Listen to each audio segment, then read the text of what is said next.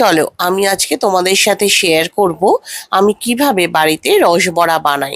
এই দেখো, বিউলির ডাল বা উড়ার ডালকে আমি সারা রাত কিন্তু ভিজিয়ে রেখে দিয়েছিলাম। তারপরে ওটা থেকে জল ঝরিয়ে আমি এটার একটা পেস্ট বানিয়ে নিয়েছিলাম।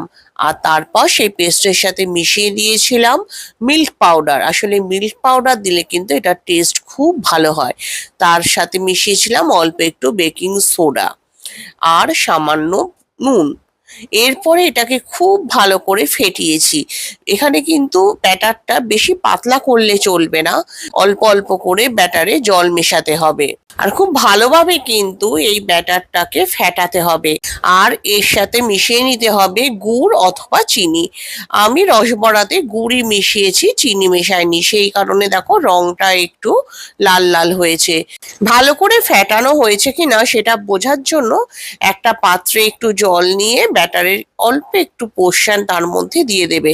যদি দেখো যে সেটা একদম প্রপার ওই রকম ভাবেই আছে, তার মানে বুঝবে যে ব্যাটারটা খুব সুন্দর করে ফেটানো হয়ে গেছে। এরপরে কড়াইতে ভালো করে আগে তেল গরম করে নেবে, এবং এই ক্ষেত্রে তেলটা কিন্তু একটু বেশি লাগবে। তারপরে বড়ার মতো করে ব্যাটারটা কড়াইয়ের গরম তেলে দিয়ে দিতে হবে, আর উল্টে পাল্টে জিনিসটাকে ভালো করে ভেজে নিতে হবে। ব্যাস, রসবড়া কিন্তু অলরেডি তৈরি হয়ে গেছে। এরপরে আমাদের যেটা করতে হবে সেটা হচ্ছে রসটা বানিয়ে ফেলতে হবে। এ দেখো, আমি কড়াইতে জল আর গুড় দিয়ে দিয়েছি এবং এটা কিন্তু ভালো করে ফুটছে এখন।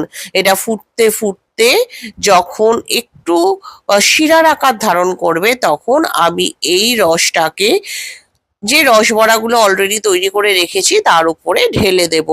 আর তোমরা চাইলে কিন্তু শিরার মধ্যে একটু এলাইচও দিয়ে দিতে পারো, তাহলে একটা খুব সুন্দর স্মেল বেরোবে।